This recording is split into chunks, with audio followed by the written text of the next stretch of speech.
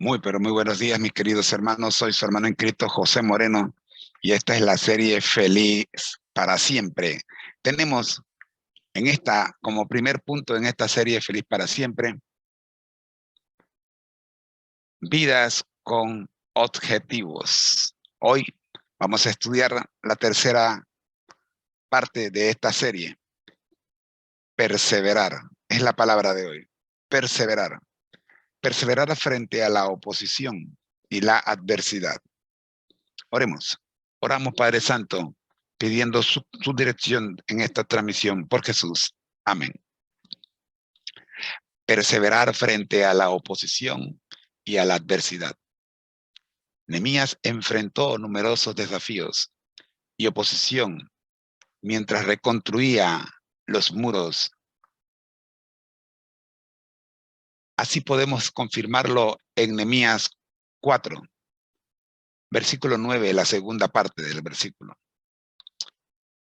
Jesús también enfrentó oposición, rechazo y sufrimiento, pero perseveró hasta el fin para cumplir con su propósito redentor. Podemos confirmarlo en Mateo 26, 39. Objetivo: aprender la importancia de mantenernos firmes y perseverar en medio de las pruebas y dificultades, confiando en la fortaleza que encontramos en Dios. Romanos 5, versículos 3 al 5 nos dice, y no solo esto, sino que también nos gloriamos en las tribulaciones, sabiendo que la tribulación produce paciencia, y la paciencia prueba, y la prueba esperanza, y la esperanza no avergüenza, porque el amor de Dios ha sido derramado en nuestros corazones por el Espíritu Santo que nos fue dado. Amigo, pero muy buenos días.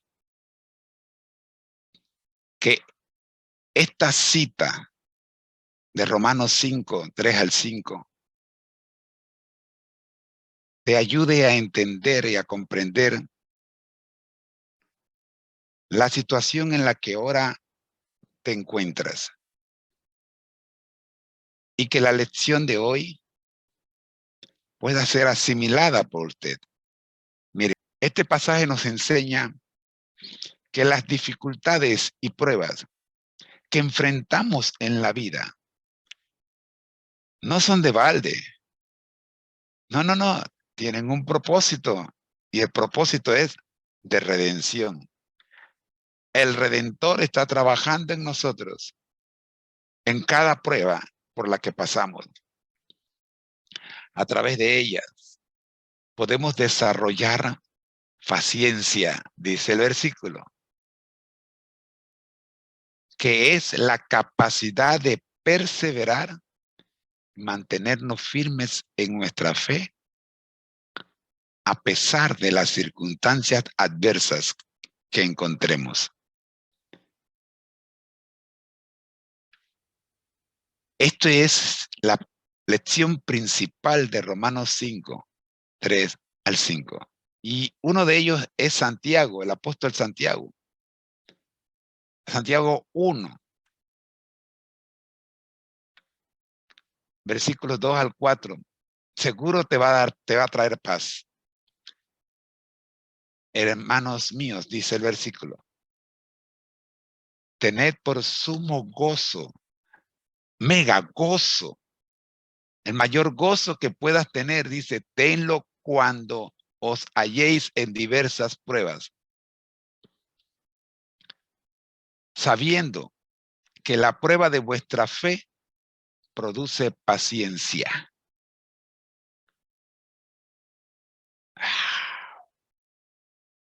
Mas tenga la paciencia su obra completa, para que seáis perfectos y cabales, sin que os falte cosa alguna.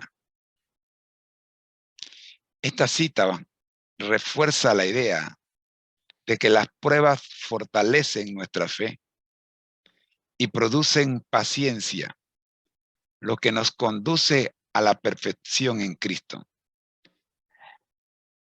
Cuando un diseñador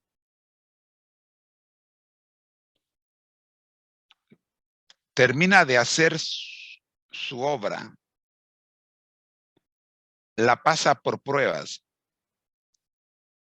para confirmar que la misma cumple con los requisitos, los estándares que él como diseñador exige de ella.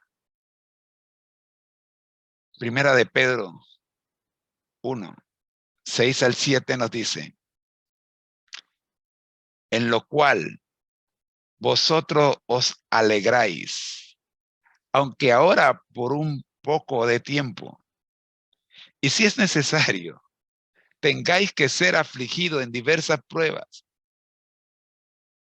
para que sometida a prueba vuestra fe, mucho más preciosa que el oro, el cual aunque perecedero, se prueba con fuego, sea hallada en alabanza, gloria y honra cuando sea manifestado Jesucristo. Mira, hermano, esta cita resalta la importancia de someter nuestra fe a pruebas y tribulaciones, ya que esto la hace más valiosa y nos trae alabanza, gloria y honra cuando Jesucristo sea revelado. Cuán necesaria es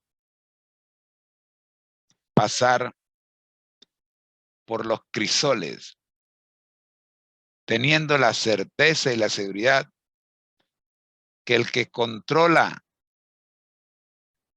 la temperatura se llama Jesucristo.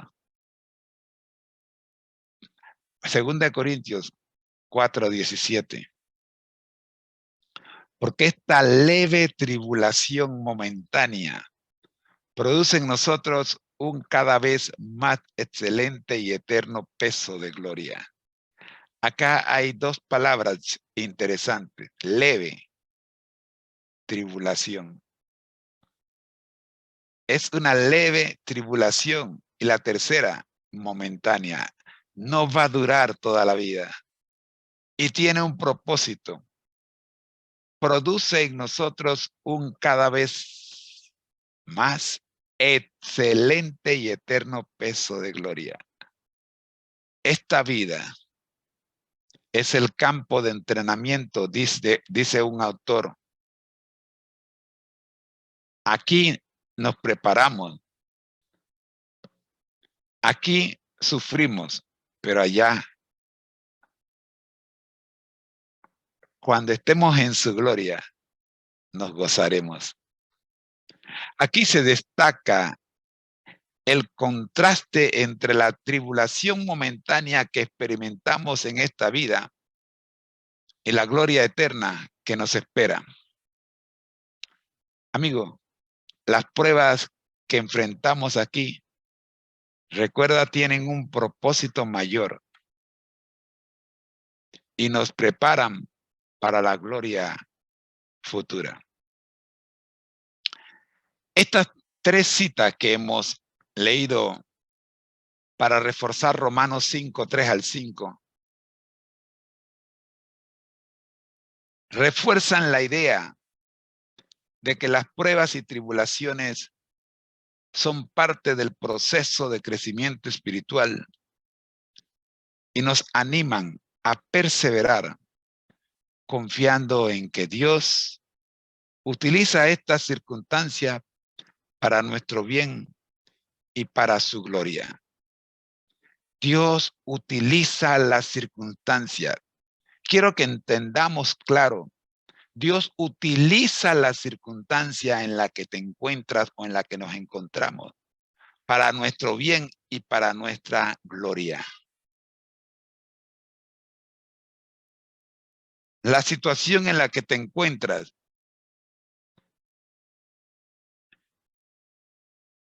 yo no sé cuál sea, pero Dios sí sabe cuál es.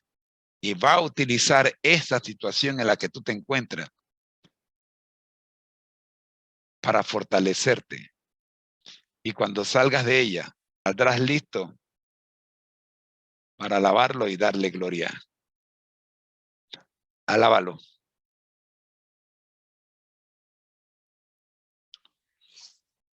Objetivo principal de la lección de hoy, como hemos dicho, aprender la importancia de mantenernos firmes y perseverar en medio de las pruebas y dificultades, confiando en la fortaleza que encontramos en Dios. Son varias las citas bíblicas que apoyan esta lección. Nehemías 4:9, segunda parte, nos dice: mas oramos a nuestro Dios y a causa de ellos pusimos guarda contra ellos de día y de noche. Nehemías 4:9, segunda parte. ¿Qué estaba ocurriendo? Por la cual Nehemías tuvo que recurrir una vez más a Dios. ¿Por qué prueba estaba pasando en Nehemías? Cuando vamos al libro de Nehemías, capítulo 4, leemos: preocupaciones contra los enemigos. Cuando oyó Sanballat que nuestros edificios, que nosotros edificábamos el muro, se enojó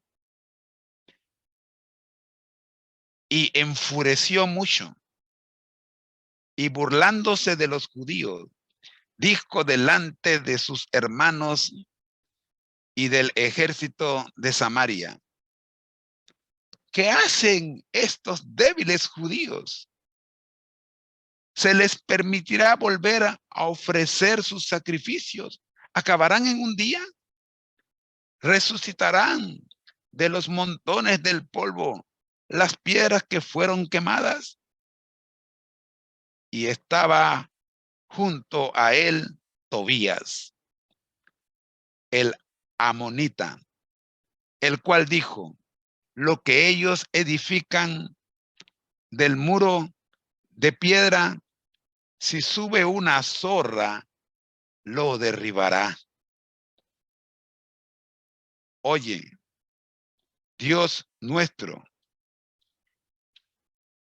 ¿cómo somos objetos de su desprecio? Haz que su ofensa caiga sobre su cabeza y entrégalos por despojo en la tierra de su cautiverio.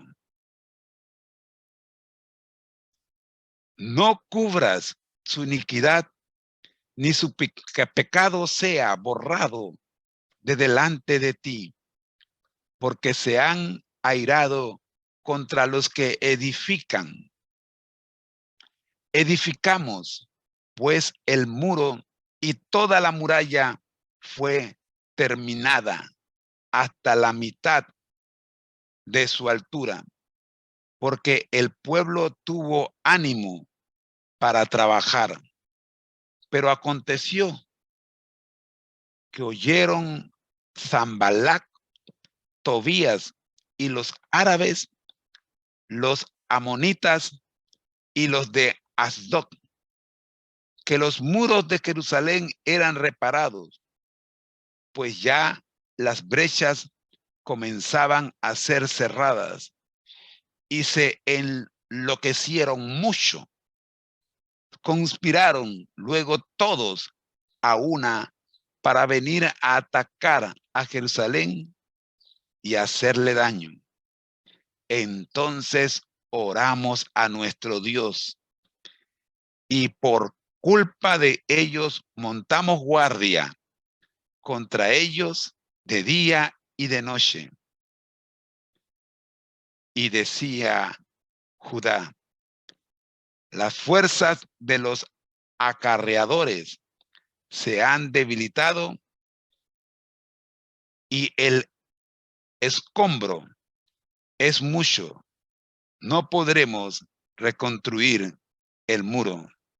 Nuestros enemigos dijeron que no sepan ni vean hasta que entremos en medio de ellos, los matemos y hagamos cesar la obra.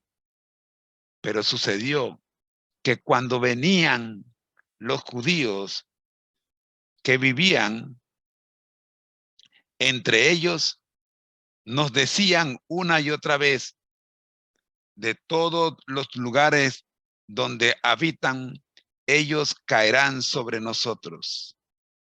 Entonces puse al pueblo por familia, con sus espadas, con sus lanzas y con sus arcos por las partes bajas del lugar, detrás del muro y de los sitios abiertos.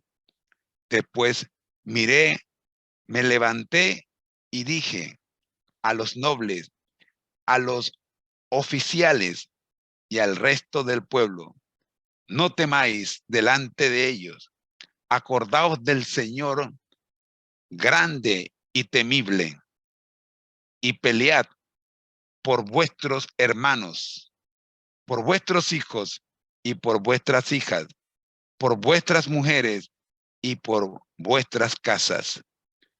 Cuando supieron nuestros enemigos que estábamos sobre aviso y que Dios había desbaratado sus planes, nos volvimos todos al muro y cada uno a su tarea.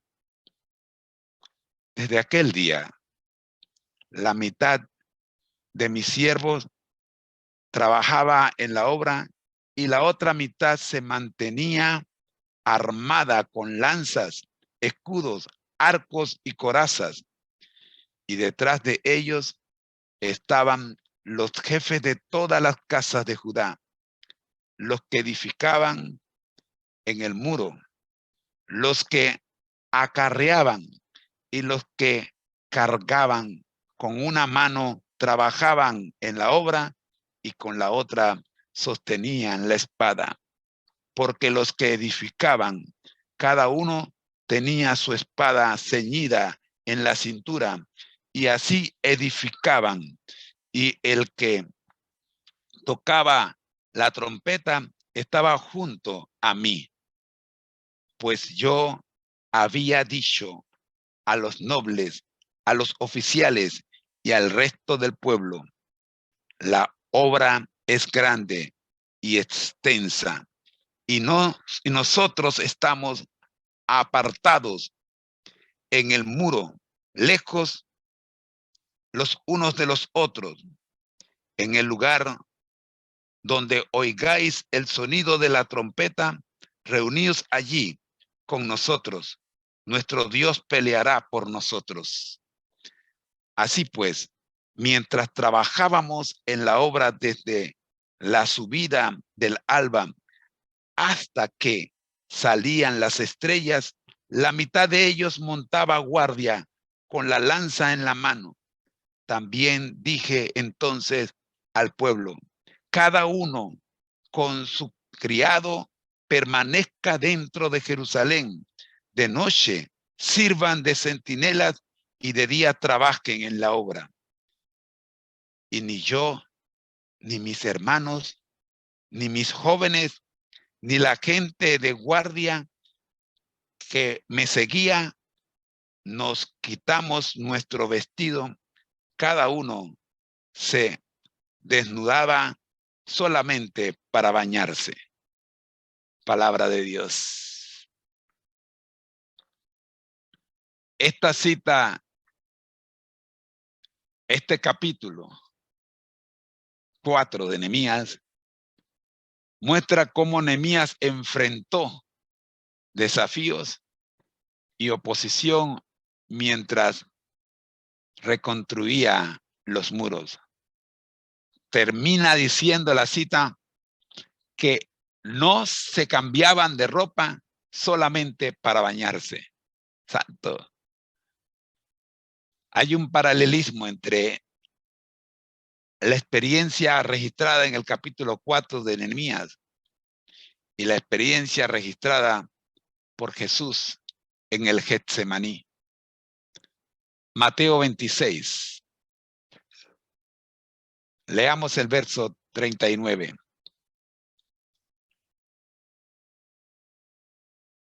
Yendo un poco adelante, se postró sobre su rostro, orando y diciendo: Padre mío, si es posible, pase esta copa, pero no sea como yo digo, sino como tú.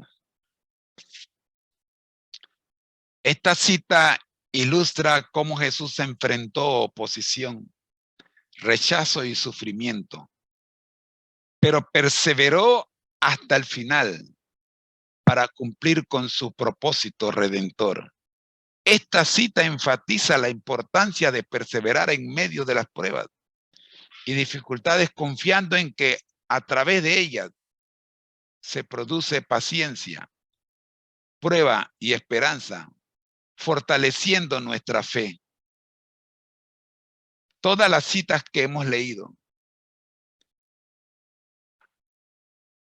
están íntimamente relacionadas con la palabra perseverar. Fue un trabajo de equipo. Se ayudaban mutuamente, perseveraron juntos. El paralelismo teológico entre Nehemías 4 y Mateo 26 se centra en la actitud de oración y dependencia de Dios en tiempos de adversidad y prueba. Nehemías 4:9. En Nehemías 4:9, Nehemías y el pueblo están enfrentando oposición y amenazas mientras reconstruyen los muros de Jerusalén. Ante esta situación, Nehemías ora a Dios y confía en su protección y ayuda. Reconoce su necesidad de depender de Dios y clama por su intervención en medio de las dificultades. Te invito a aplicar en la experiencia de Nehemías en cualquiera sea el proyecto que tienes en tu casa o en tu mente. Llévale lo que estás pensando estudiar, llévaselo a Dios. Y no te sorprenda cuando Dios te diga, eso no es esto. La chica que tienes en mente para cortejar, llévale el nombre a Dios. Y no te sorprenda si Dios cambia el nombre. Y es la que tú menos piensas. Habrá dificultades, dice Nehemías. Y por ello tienes que trabajar con un ojo abierto y el otro medio cerrado o medio abierto. Vas a tener oposición, dice Santiago, pero gózate en la prueba, porque Dios tiene un propósito de redención con ella. Miremos Mateo 26. La experiencia completa por la que pasó Jesús, que comienza en el versículo 36. Entonces llegó Jesús con ellos a un lugar que se llama Getsemaní. Y dijo a sus discípulos, sentaos aquí, entre tanto que voy allí y oro. Y tomando a Pedro y a los dos hijos de Zebedeo, comenzó a entristecerse y a angustiarse en gran manera. Entonces Jesús les dijo, mi alma está muy triste hasta la muerte. Quedad aquí y velad conmigo. Yendo un poco adelante, se postró sobre su rostro orando y diciendo: Padre mío, si es posible, pase de mí esta copa, pero no sea como yo quiero, sino como tú. Volvió luego a sus discípulos y los halló durmiendo. Y dijo a Pedro: ¿Así que no habéis podido velar conmigo una hora? Velad y orad para que no entréis en tentación. El espíritu a la verdad está dispuesto, pero la carne es débil. Otra vez fue y oró por segunda vez diciendo: Padre mío, si no puede pasar de mí esta copa sin que yo la beba, hágase tu voluntad. Volvió otra vez y los halló durmiendo, porque los ojos de ellos estaban cansados, cargados de sueño. Y dejándolos, se fue de nuevo y oró por tercera vez, diciendo las mismas palabras. Entonces se acercó a sus discípulos y les dijo: Dormid ya y descansad. Ha llegado la hora, y el Hijo del Hombre es entregado en manos de pecadores. Levantaos, vamos, ved, se acerca el que me entrega. Jesús está en el jardín de Getsemaní. Poco antes de su arresto y crucifixión. En ese momento de angustia, Jesús se postra en oración y expresa su anhelo de que la copa del sufrimiento sea apartada de él. Sin embargo, Jesús muestra su sumisión total a la voluntad del Padre al declarar que no se haga su voluntad sino la del Padre.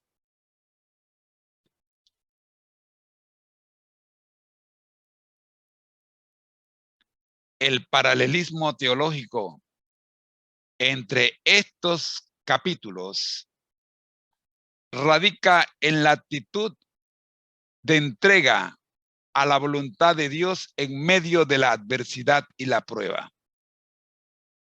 Tanto Nehemías en Nehemías 4, como Jesús en Mateo 26, Lucas 14, Marcos 14 y Lucas 22,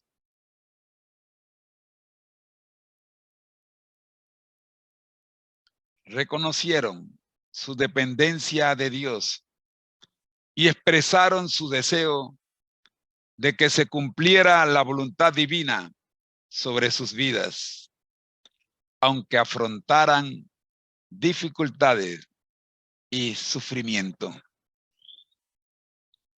Este paralelismo nos enseña la importancia de confiar en Dios y depender de Él en medio de las pruebas y adversidades.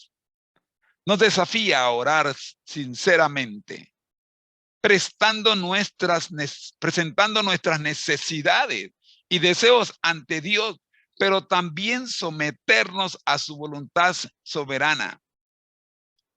Aprendemos que la verdadera sabiduría está en conocer que la voluntad de Dios es perfecta y que nuestro mayor deseo debe ser cumplir su plan, incluso si implica sufrimiento o renuncias personales. Ambos capítulos, Nehemías 4 y Mateo 26 nos invitan a cultivar una actitud de redención y confianza en Dios en nuestras vidas. Nos desafían a orar sinceramente, buscando la dirección y el consuelo de Dios en tiempos de dificultades, pero también a someternos a su voluntad, confiando en su sabiduría y soberanía. Repito, amigo mío, ambas citas que hoy hemos presentado nos invitan a cultivar una actitud de redención y confianza en Dios en nuestra vida. Una actitud de redención y confianza en Dios. Atrevámonos a confiar en Dios. Nos desafían, que estamos en la época de los retos, nos desafían a orar sinceramente, sacar tiempo para hablar con Dios, buscando la dirección y el consuelo de Dios en tiempos de dificultades como el que estamos pasando ahora, pero también a someternos a su voluntad, confiando en su sabiduría y su soberanía. Dios es omnisciente, omnisapiente y omnipresente. Créeme, Él es soberano. En resumen, el paralelismo teológico entre Nehemías 4 y Mateo 26 resalta la importancia de la oración y la sumisión a la voluntad de Dios en medio de la adversidad y la prueba. Nos anima a confiar en Dios y a presentar nuestras necesidades y deseos en oración, pero también a someternos a su voluntad soberana, reconociendo que Él es el que nos guía y nos fortalece en todo momento. Atrévete a confiar en Dios en momentos de dificultad.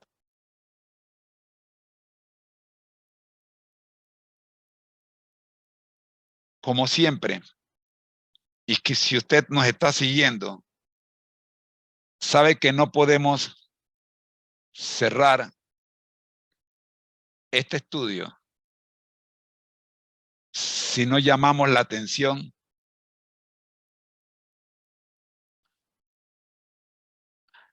al espíritu de profecía en cuanto a esta verdad que hoy hemos estudiado, que es la perseverancia. Y estamos dándole seguimiento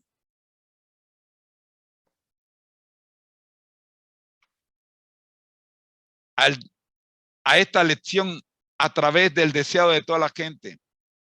Ayer vimos el capítulo 74, el Getsemaní, que está basado en Mateo 26, 36 al 56, Marcos 14, 32 al 50, Lucas 22, 39 al 53 y Juan 18, 1 al 12.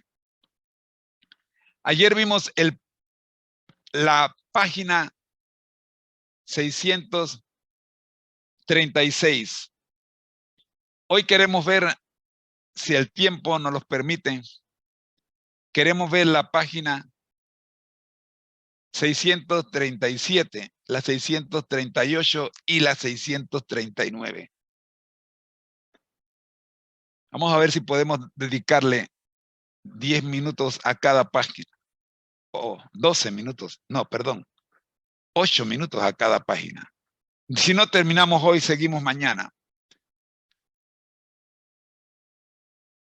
Estamos en la página 637. ¿Sí? Leo. Recuerden que primero leemos textualmente y luego vamos a los comentarios de esa página.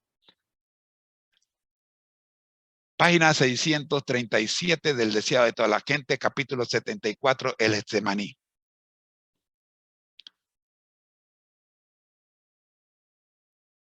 La palabra de Dios dice así. Cerca de la entrada del huerto, Jesús dejó a todos sus discípulos, menos 3, rogándoles que orasen por sí mismo y por él. Acompañado de Pedro, Santiago y Juan, entró en los lugares más retirados. Estos 3 discípulos eran los compañeros más íntimos de Cristo. Habían contemplado su gloria en el monte de la transfiguración. Habían visto a Moisés y Elías conversar con él. Habían oído la voz del cielo y ahora, en su grande lucha, Cristo deseaba su presencia inmediata. Con frecuencia habían pasado la noche con él en este retiro. En esas ocasiones, después de unos momentos de vigilia y oración, se dormían apaciblemente a corta distancia de su maestro, hasta que los despertaba por la mañana para salir de nuevo a trabajar. Pero ahora deseaba que ellos pasasen la noche con él en oración. Sin embargo, no podía sufrir que aún ellos presenciasen la agonía que iba a soportar. Este es el primer párrafo de la página 637 del Deseado de toda la gente. El segundo párrafo es bien cortito. Quedaos aquí, dijo, y velad conmigo. El tercer párrafo comienza diciendo, fue a corta distancia de ellos, no tan lejos que no pudieran verle y oírle, y cayó postrado en el suelo. Sentía que el pecado le estaba separando de su padre. La cima era tan ancha, negra y profunda, que su espíritu se estremecía ante ella. No debía ejercer su poder divino para escapar de esa agonía. Como hombre, debía sufrir las consecuencias del pecado del hombre. Como hombre, debía soportar la ira de Dios contra la transgresión. Este es el tercer párrafo de la página 637 del Deseado de toda la gente. Miremos el cuarto párrafo. Cristo asumía ahora una actitud diferente de la que jamás asumiera antes. Sus sufrimientos pueden describirse mejor en las palabras del profeta Zacarías cuando dijo, levántate, oh espada, sobre el pastor y sobre el hombre compañero mío, dice Jehová de los ejércitos. Capítulo 13 de Zacarías, verso 7. Como sustituto y garante del hombre pecaminoso, Cristo estaba sufriendo bajo la justicia divina. Veía lo que significaba la justicia. Hasta entonces había obrado como intercesor por otro. Ahora anhelaba tener un intercesor para sí. Deseado de toda la gente, página 637, cuarto párrafo. Llegamos al quinto y último párrafo de esta página.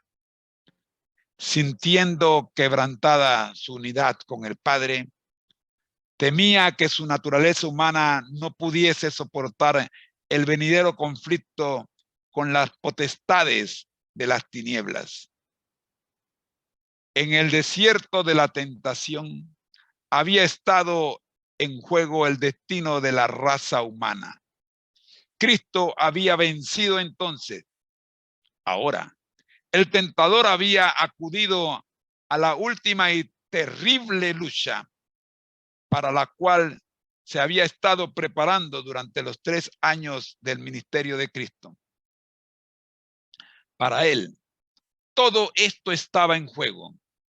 Si fracasaba aquí, perdía su esperanza de dominio. Los reinos del mundo llegarían a ser finalmente de Cristo. Él mismo sería derribado y desechado. Pero si podía vencer a Cristo, la tierra llegaría a ser el reino de Satanás y la familia humana estaría para siempre en su poder.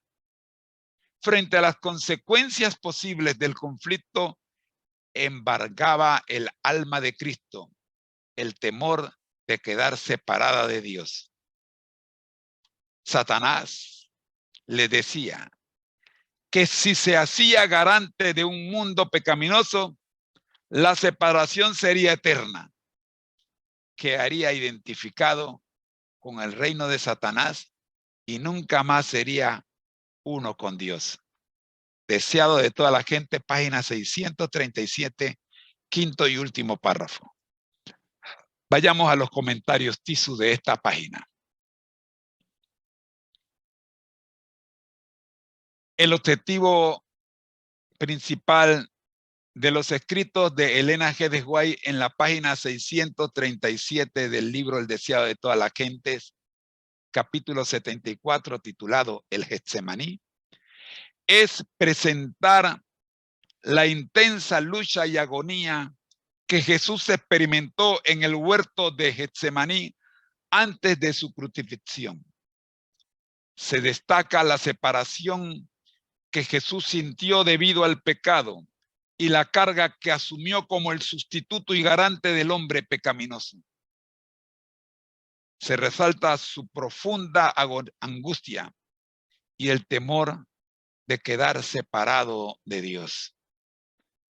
Querido hermano, este es el objetivo principal realmente no solo de la página 637, sino de todo el capítulo, el Getsemaní. Presentar la intensa lucha y agonía que Jesús experimentó en el huerto del Getsemaní antes de su crucifixión. Se destaca la separación. En esta y la siguiente página usted va a ver esto. Se destaca la separación que Jesús sintió debido al pecado y la carga que asumió como el sustituto y garante del hombre pecaminoso. Se resalta su profunda angustia y el temor de quedar separado de Dios. Los objetivos secundarios o paralelos presentes en esta página que hemos seleccionado, 637, son: destacar la importancia de la oración y la compañía en momentos de angustia espiritual. Jesús pidió a Pedro, Santiago y Juan que lo acompañaran y velaran con él, buscando consuelo y apoyo en su sufrimiento. 2. Mostrar la naturaleza del sufrimiento de Cristo como resultado de su papel como intercesor y garante del hombre pecaminoso. Se enfatiza que Cristo estaba soportando la ira de Dios contra la transgresión y experimentando la justicia divina en lugar de la humana.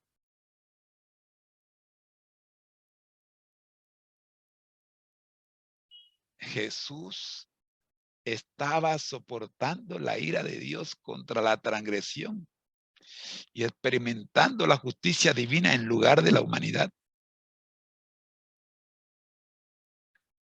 Él ocupó tu puesto y el mío. Tercero, exponer el conflicto cósmico entre Cristo y Satanás, en el que estaba en juego el destino de la humanidad.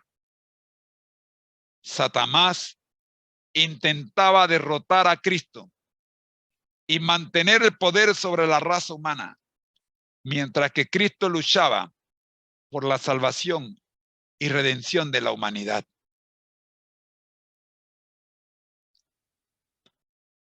Cuarto, resaltar el temor de Jesús, de quedar separado de Dios y su angustia por las posibles consecuencias del conflicto. Satanás intentaba convencer a Cristo de que al convertirse en el garante del mundo pecaminoso, estaría enteramente separado de Dios y asociado con el reino de él. En resumen, el objetivo principal de los escritos de Elena G. de White en esta página es presentar la intensa lucha y agonía de Jesús en el huerto de Getsemaní, destacando su separación debido al pecado y a la carga que asumió como el sustituto y garante del hombre pecaminoso. Los objetivos secundarios incluyen resaltar la importancia de la oración y la compañía, exponer el conflicto cósmico entre Cristo y Satanás y revelar el temor de Jesús de quedar separado de Dios y las consecuencias del conflicto. Este es el resumen, digo, esta es la página 637 y su interpretación desde el punto de vista Tiso.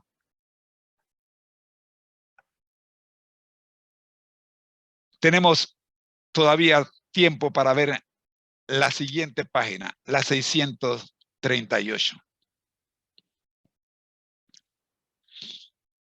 ¿Y qué se iba a ganar por este sacrificio? ¿Cuán irremisibles parecerían la culpabilidad y la ingratitud de los hombres? Satanás presentaba al Redentor la situación de sus rasgos más duros, en sus rasgos más duros. El pueblo que pretende estar por encima de todos los demás en ventajas temporales y espirituales, te ha rechazado.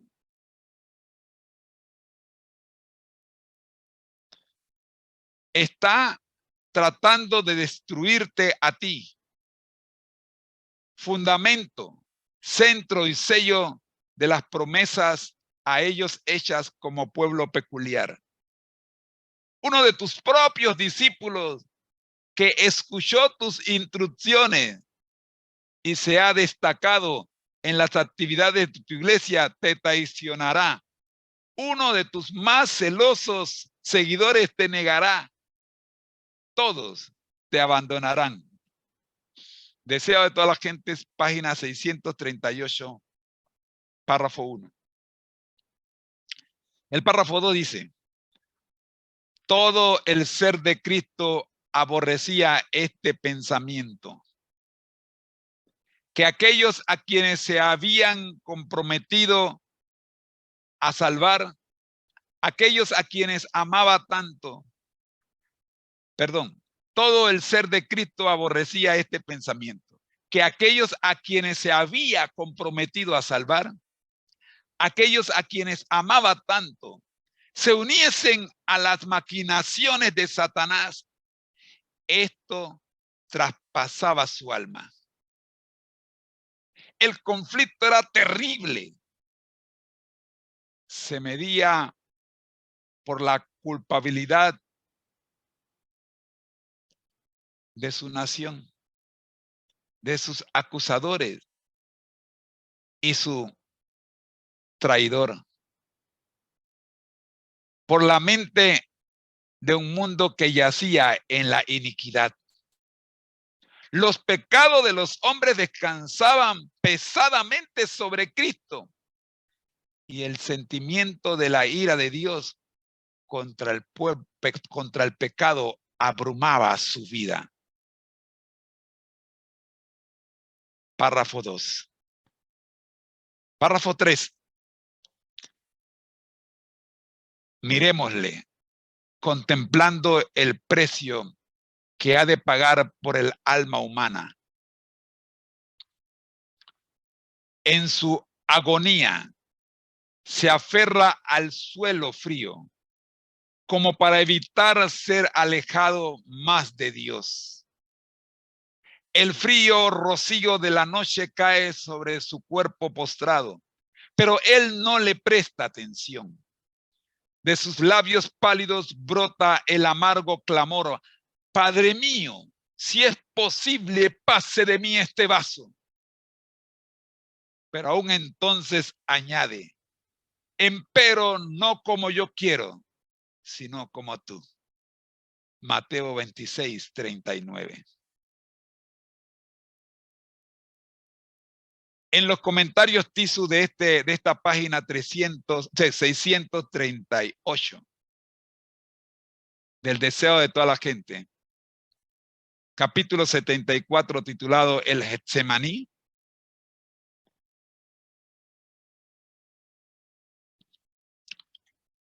vemos que el objetivo principal es mostrar la intensidad del conflicto interno y la angustia que Jesús experimentó en el huerto de Getsemaní antes de su crucifixión.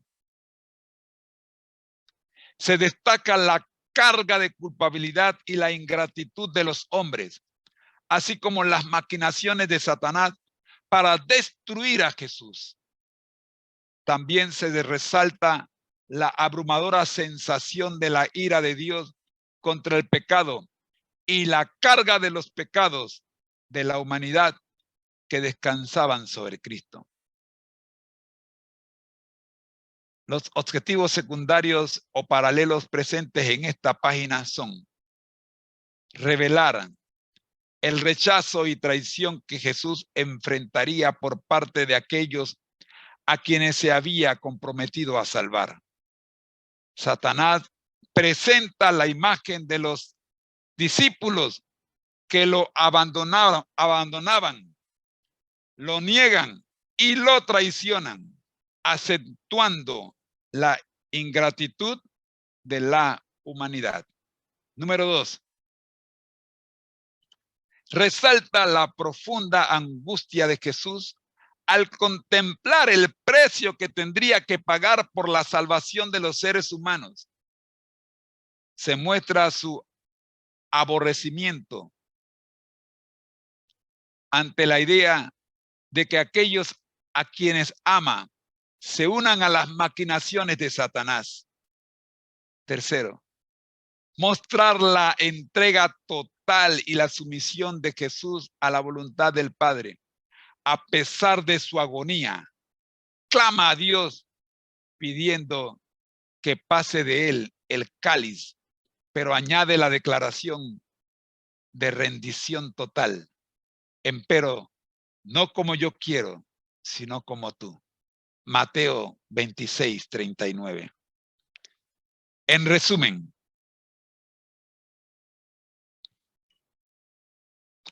el objetivo principal de los escritos de Elena G. de White en esta página es presentar la intensidad del conflicto interno y la angustia que Jesús experimentó en el huerto del Getsemaní.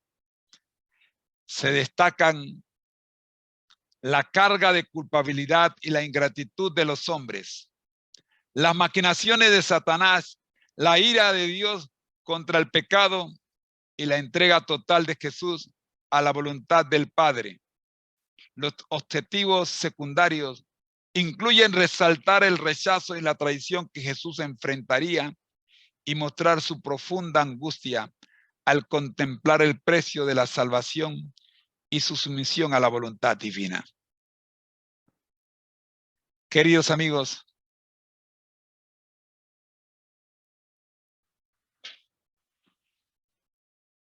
yo quisiera que ustedes le pusieran atención a este capítulo 74 del deseo de toda la gente. Vamos a estar varios días estudiando este capítulo y vamos a ver su paralelismo con Nehemías, con lo que Nehemías tuvo que dejar para cumplir la misión que le había sido encomendada. La invitación es a leer El deseado de toda la gente. Capítulo 74, libro, título, Getsemaní. Recuerden que este capítulo está basado en Mateo 26, 36 al 56, Marcos 14, 32 al 50, Lucas 22, 39 al 53 y Juan 18, 1 al 12. Gracias, Señor, le damos por permitirnos estudiar esta tercera verdad y su paralelismo con Jesús, encontrada en el libro, en la vida de Nehemías. Oramos, buen Dios, para que también sea nuestra lección, para que esta verdad también sea nuestra y aprendamos de Nehemías como de Jesús a perseverar hasta el fin, hasta que se cumpla la misión. Por Jesús. Amén. Hasta aquí, mis queridos hermanos, Vidas con Objetivo. Soy su hermano en Cristo, José Moreno, y este es el ministerio Conéctate a Jesús. Búscanos en las redes sociales. Bendiciones.